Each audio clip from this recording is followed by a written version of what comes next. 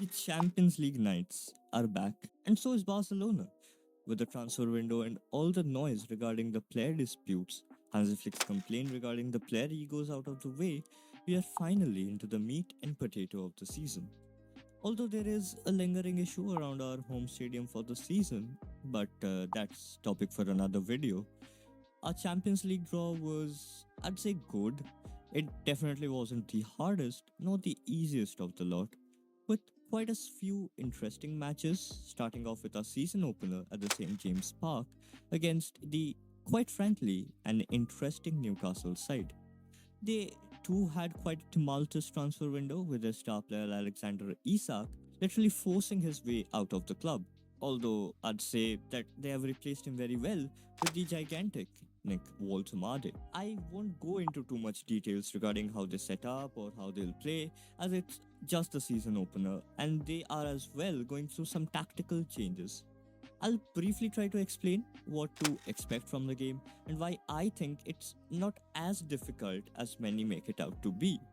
Now, if I had to explain Eddie Howe's Newcastle in just one word, it would be adaptive.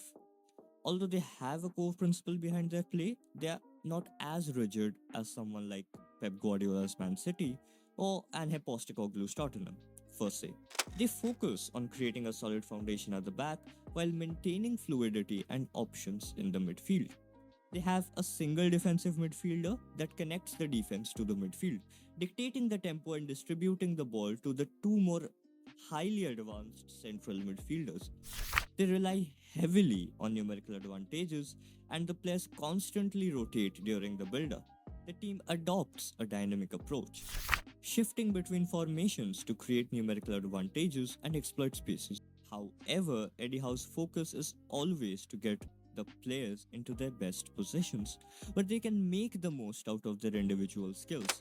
Newcastle's attackers consistently make aggressive runs in behind the opposition defense whenever the central midfielders have the ball. This movement is a key aspect of their offensive strategy, designed to stretch the defensive line and create space.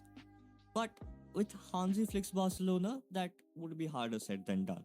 As we all know, Flick's Barca is very compact and very high up the pitch, suffocating the opponents and giving very less spaces for an overturn, and hunting down the ball as soon as we lose it. Newcastle, although, are not too shy to go long, as they very much rely on the long balls in behind the defense, making them highly unpredictable and difficult to defend against. Newcastle have also effectively used the concept of overlap as a key tactic to create goal scoring opportunities under Eddie Howe. This involves wide players, usually fullbacks, making forward runs to get around their winger, providing an extra attacking option on the flank. By doing so, they create a 2v1 situation with the winger against the opposition fullback, which could be used to beat the fullback and create crossing opportunities. Eddie Howe also places much value on being aggressive without the ball. This shows in Newcastle's high pressure. Howe usually wants his team to go man to man and intensely press the opposition when they are on the ball trying to build up from the back. In short, they're aggressive, adaptive, threat on the counters, and of course, have a huge advantage over us in the set pieces. Now, with some of the key players out injured for this matchup, how do I think Flick is going to line up for the match against the Magpies? Starting off with the goalkeeper, there is no doubt it's Juan Garcia. This man will be a huge player for us, not just for this game, but for a long time to come. The defense, however, I expect a few changes from our weekend's game against Valencia. Koundé will keep his spot as the starting right back. The centre back duo would be of Pau Cubarsí and Ronald Araújo or Christensen. I do not see Eric Garcia starting by any chance against the giants of the Toon army. It would be a colossal mismatch, and we do need the physicality of someone like Araújo for this game.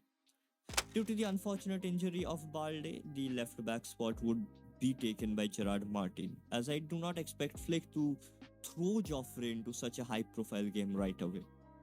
The midfield duo consists of, no doubt, Pedri and Jong, with reports suggesting Jong would be fit in time for the game and is already participating in the training sessions.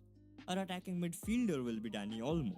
Despite the performance against Valencia in the weekend by Fermin, we do need Olmo's intelligent runs and the ability to find spaces.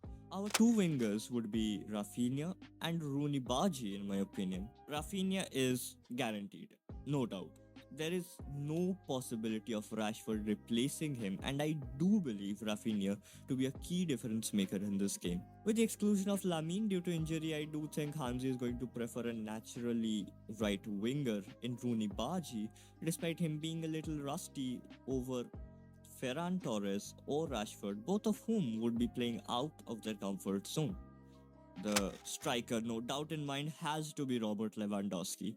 Despite his age, despite everything, we all know how important and crucial Robert is.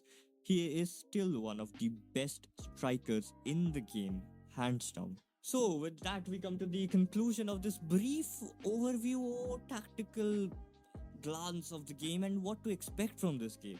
I'll end this video with a score prediction of 3-1 in favor of Barcelona, despite everything mentioned and how well drilled and tactically flexible Howe's Newcastle are. When it comes to the biggest stages on the night, Barcelona just have a more experienced manager, better players in almost every position, and I do not think it would be much of a competition. And if you have made thus far into the video, thank you. Please do not forget to like the video, helps out with the YouTube algorithm. Subscribe to the channel if you're new over here. Share it with your friends if you liked what you saw. And I'll be seeing ya.